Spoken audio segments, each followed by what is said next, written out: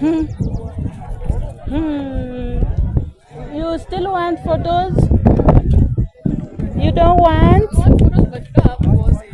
You don't have what? Okay.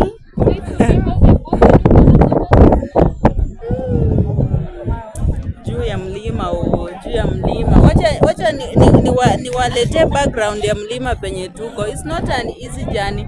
From down there up to here to there. Oh. It's not easy. See at the top of the mountain and the bottom is there where you're seeing green something, trees and what. So it takes energy and patience to reach here. Guys, see you soon. We are done with the hiking at the mountain, but we are taking photos.